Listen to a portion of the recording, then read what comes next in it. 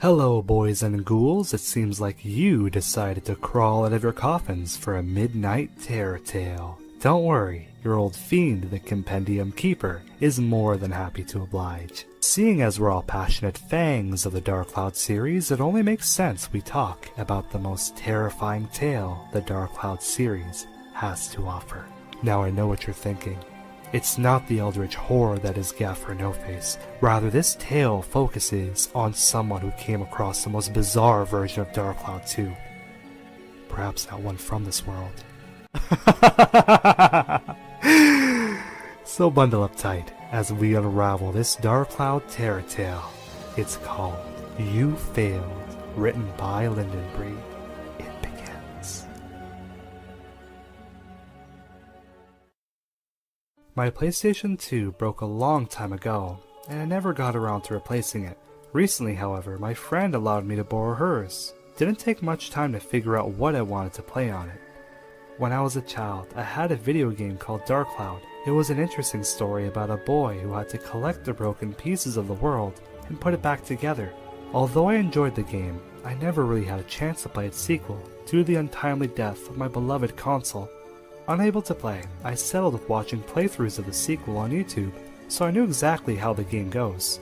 Now though, I have a chance to play it myself. I don't know anyone who owns a copy of Dark Cloud 2, so I decided to find it online. As I searched through the used copies on Amazon, the page suddenly refreshes itself. Did I accidentally hit F5? Well, anyway. I looked through the offers again and noticed one I didn't see before. It's a used copy, in acceptable condition, priced at $6.99. That's so cheap, I thought to myself. The description reads, disc has minor scratches, doesn't come with the case, plays as intended. I look at the offer with suspicion. The other copies are at least $20, and this cost is ridiculously low. I assume plays as intended means the game works, but if that's true, why is it selling for so cheap? Anyways, after some consideration, I decide to buy the game anyways. If it works, well, it'll be well worth the price. If it doesn't, I didn't lose much. In 3 days the game arrives. I see what's supposed to be the title and the artwork on the front disc, but it's very faded and hard to make out. Unsurprisingly, I got a disc read error display on the screen. I cleaned up the disc and tried it again. This time it worked fine. Soon the game's opening plays, and I smile at the wonderful music and beautiful graphics. I start a new game, and I'm given the option to choose an outfit for the main character, Max. Every outfit comes with a large red pendant. A stone he wears that, unbeknownst to him, has magical properties. After messing with the outfits, I decide to go with Max's default clothing. Finally, I get to play this, I thought to myself. I played through the beginning of the game with no problem, and got to the point where Max tries to go to the circus, but a little boy steals his ticket. After talking with the townfolk, a cutscene is triggered. I watch Max tackle the boy down and take his ticket back, only to be persuaded to let the boy keep it. The boy starts to run off and turns around again. I know what should happen. The screen should become black and the boy says something vague about passing and being able to do it, and then disappears, leaving the ticket behind and Max confused. But this doesn't happen. Instead, the game begins to lag until it freezes. I feel my heart sink. Well, the game did have a lot of scratches, I thought to myself. I guess this is to be expected. I wait in silence, listening to the console strain itself in an attempt to play out the cutscene. Just as I'm about to restart the game, the screen changes, and I see a new background come on, but it's red. The boy speaks, but his dialogue is intelligible because the audio is glitching like the rest of the game. Then everything on the screen turns red for a few moments. The cutscene's over, and I'm in control again. I check my inventory and the ticket's there, so it should be normal. Well, I'm lucky the game didn't have to be reset. Now to get through the other cutscenes, and hopefully they work properly. After entering the circus tent, Max watches a circus with glee. I hold out my enthusiasm though, not sure how long the game would continue to function. Everything plays out normally and eventually Max hears a strange voice and checks it out. We see Flotsam interrogate the mayor, as per usual, about a stone. The deranged clown then attacks the mayor by whacking him with his cane. The mayor falls to the floor with blood dripping from his mouth. My eyes widen. I've seen this scene before. It's not supposed to be this graphic. Nothing in the game is supposed to be that graphic. Flotsam begins to choke the mayor until his face turns blue, and then throws him to the floor and kicks him, again and again. The mayor cries out. I drop the controller in shock. Just as Max knocks over a can, the brutal assault ceases as Flotsam focuses his attention on the noise. "Who are you?" shouts the deranged clown. The mayor says nothing. Panicked, Max runs away. At this point, a lighthearted chase scene is supposed to play out, but the game lags again until it freezes. Just what the heck happened? Maybe this game's been hacked. Regardless of what it is, I suppose I should record at the very least. So maybe people will be interested in seeing the differences. I leave and get my camera. Upon returning, I see the game is still frozen. I set up my camera to record the screen. Then I turned the lights down so the video quality wouldn't be as bad. Then I turned up the volume so the sound could be picked up by the camera. I double checked to make sure everything is recording. Then I try skipping the cutscene to continue playing this creepy game. The game responds by lagging a bit more, and then freezing again. Great, my last save was right before the circus incident. I don't want to watch that violent scene again, but I guess I have to, if I want to have it recorded. I reset the game and start up my file, enter the circus tent, and the game starts lagging again. I skip the cutscene as fast as I can, not wanting the game to freeze again. What's even the point of having a hacked copy if it barely even works? The game loads, and this time, the cutscene actually does skip, and I'm in control of the game. Max is in the streets of the city, Palm Brinks. The next playable segment should be in the sewers, not in the city. There's no sound at all, not even the usual nighttime sounds. I glance towards the camera and see that it's still recording. I move forward with Max, only for him to fall as a giant clown robot lands behind him, shaking the screen and breaking the silence. This is supposed to happen in a cutscene, but now it appears during gameplay. Flotsam's riding the robot. "Now, boy, shall we begin?" Flotsam asks his robot. Halloween moves towards Max, so I move the analog stick forward, forcing him to run. We run and run down the alley until Max's friend Donnie appears. "Max, this way!" shouts Donnie, motioning to the alleyway. We run to Donnie, but Halloween makes a leap and gets there first, landing on him.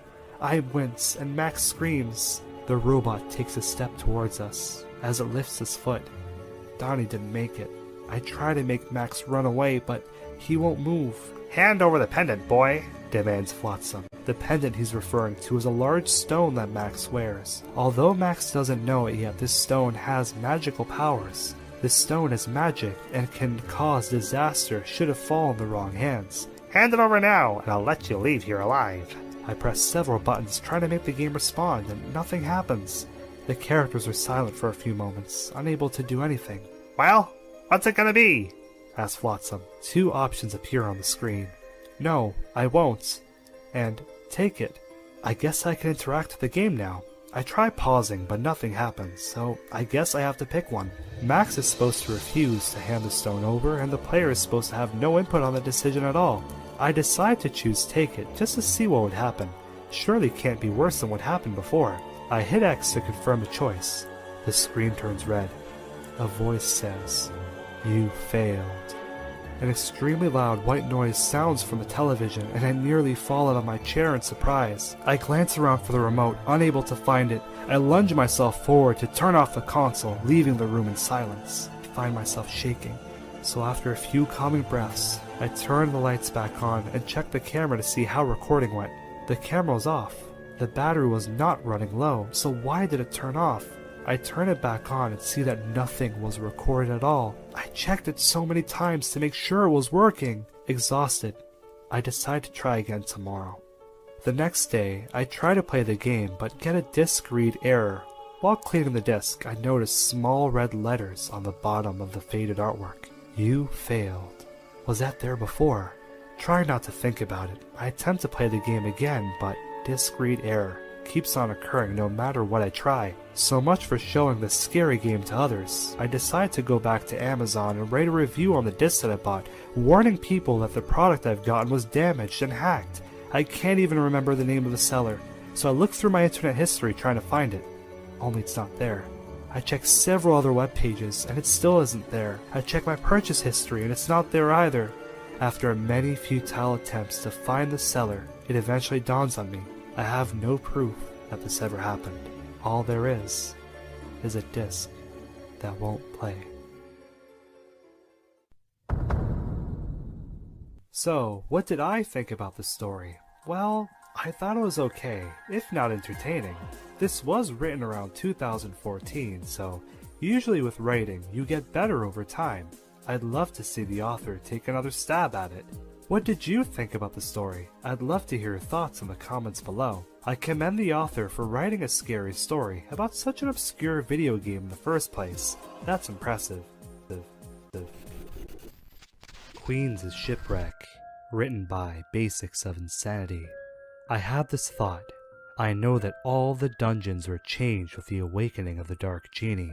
What if for Shipwreck, the monsters were already there, before the Dark Genie wreaked havoc on the land? When Saia tragically passed away, she placed a curse on the church, deeming all marriages to fail. She's been dead for 100 years, been bitter, angry, hurt for 100 years. It really makes you think, what if she had these powers before she passed away, and in death, those powers changed the shipwreck and even the monsters in it over the years? It all comes together. The Cursed Rose, Gyan, Gunny, Pirate's Chariot, even the Mask of Prajna, they all could have been things in or on the ship before its demise. The Cursed Rose could have been plain roses given to Saia by her lover. The Mask of Prajna, decorative masks fitting any royal. The Pirate's Chariot were obviously cannons made to defend the ship from pirates looking to plunder its riches. It really makes you think. The undead monsters, the sailors, the pirate captains, perhaps they were racked with grief and threw themselves overboard to be with their queen, leaving their souls lost at sea.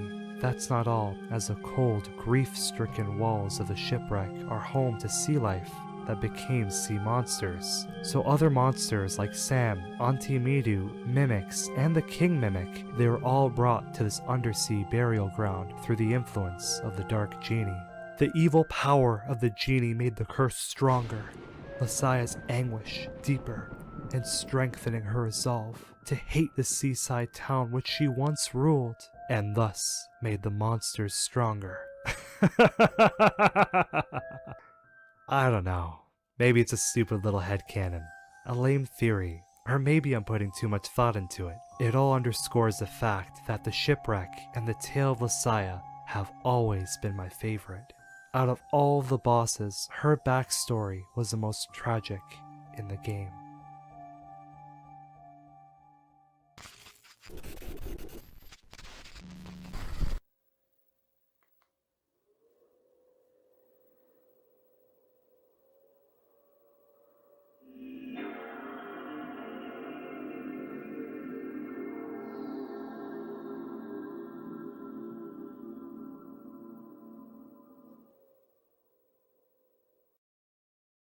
Dark Cloud, Ghost Town, a true story by Hiddencastle. This next story isn't anything based on fiction, as there's no haunted Amazon listing or tales of an undersea spirit which haunts the seas. Rather, this true story focuses on an unassuming copy of Dark Cloud that I came across and still have in my possession. What makes this copy of Dark Cloud truly unique is how the villagers in the game are portrayed. The appearance of these villagers look unearthly, as they're portrayed as being transparent figures surrounded in a spectral glow. It's fitting, as official Dark Cloud media described those same villagers who are trapped by the Dark Genie in Atla as being perished, and that Toan harnesses the spirit of those destroyed to rebuild a new world. Perhaps not all the villagers who arrive at the town made it out of Atla alive, forced to forever roam these villages and towns forever, being spun in the wheel of fate, of life and death, searching for an answer.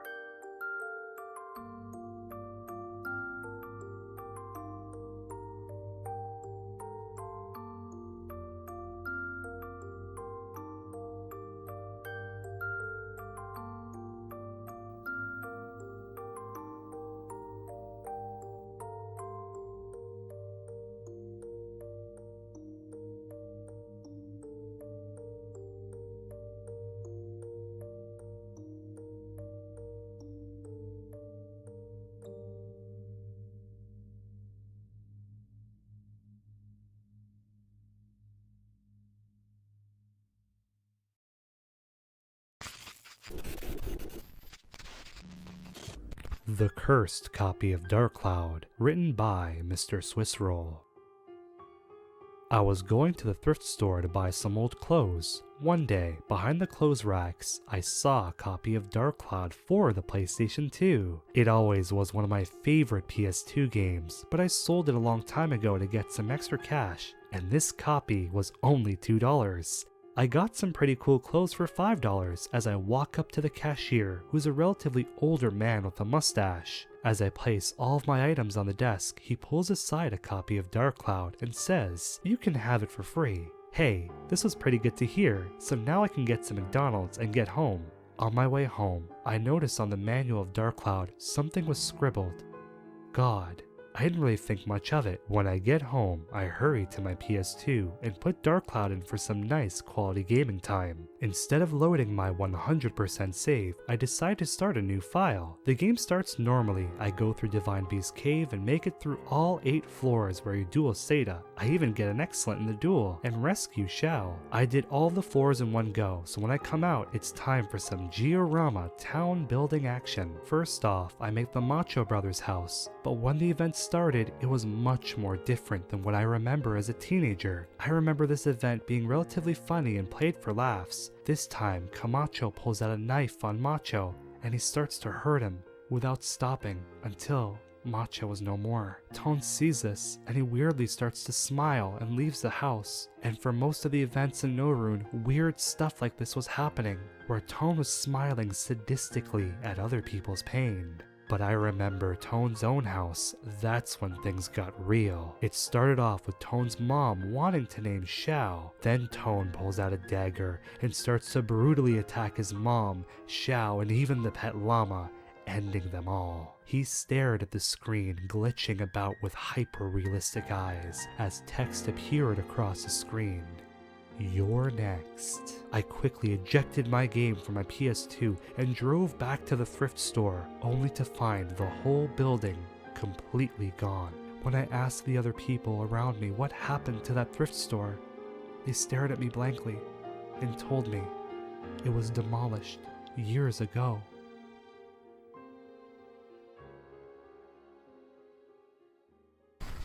I remember when I was growing up, I'd play medieval around this time of year and dress up as a vampire for trick-or-treating. I'd love to get big candy bars and soda cans. It seems like they don't do that anymore.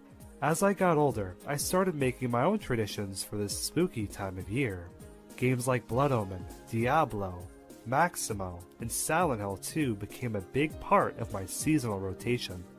I really enjoy watching scary films too. Movies like The Thing, the Evil Dead series, and Alfred Hitchcock's Psycho, that's an all-time favorite. Authors like Stephen King and Brian Lumley, they're really good at what they do. As a kid, I loved reading scary stories to tell in the dark. Horror-themed music has a special place in my heart for this spooky time of year. Artists like Michael Jackson with songs like Monster, Is It Scary, Thriller, and Ghosts. Blue Oyster Cult with Harvest Moon, Soul Survivor, and I Love the Night, or even Prince with songs like A Question of You or Crystal Ball, to name a few. I think this all underscores the creativity that goes into the Halloween season in terms of media and art, as it can be celebrated in countless different ways, whether that be through the mediums of video games, music, literature, or movies. And that begs the question, what are some of your favorite Halloween traditions? Do you have any music, video games, or movies you enjoy during this time of year? I'd love to hear some of your choices in the comments below. Scares can be found everywhere, even where you least expect it, like our favorite video games. Like, did you know that every copy of Mario 64 is personalized? Well, we won't go there, but even Dark Cloud, there's a bit of a spooky feeling to it. Maybe it's because it's an early PlayStation 2 game filled with fog, but there's this feeling of existential dread that a lot of the characters feel, like Undaga and Rando, knowing that they're the last people on Earth, the sole survivors of a cataclysm. I remember whenever Sato would be under control of the Dark Genie, that would frighten me as a child, but what really got me was the demon shaft. I can't put my finger on it, but it's something about the area not having any music, just ambient noise, and the sound of bells ringing in the distance. It was always daylight. The clouds wouldn't move. I love it, but it's always a little off-putting. Even when I was going through Dark Cloud's sound files, I found some pretty spooky sounds. Take a listen.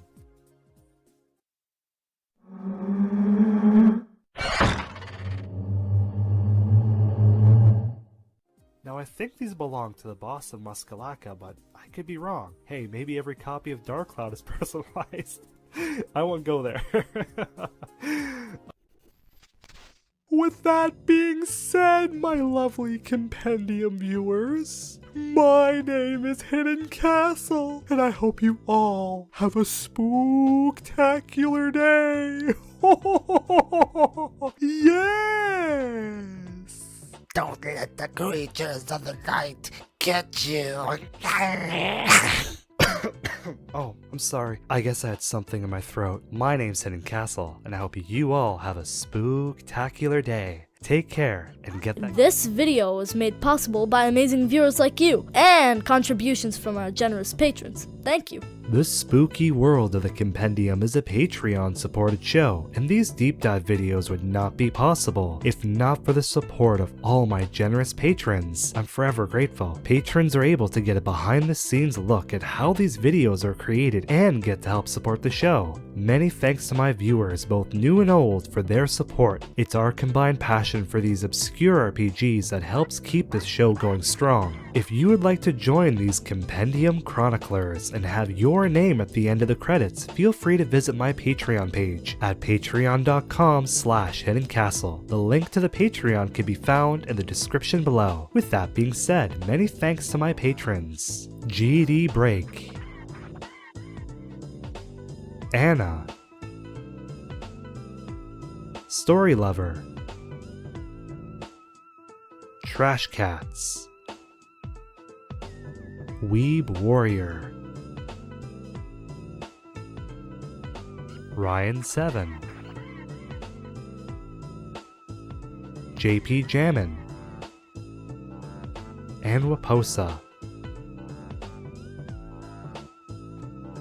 And here's a spooktacular message from our Moon Sea Mega Supporters. Moon Sea Mega Supporter Weeb Warrior says, "Boo, did I scare any of you?" Moon Sea Mega Supporter GD Break says, "Is it a bird? Is it a plane? No, it's my most handsome subscriber, GD Break." With that being said, many thanks to my patrons, and thank you for getting to the end of the video. I hope you enjoy these Halloween uploads, they're some of my favorites.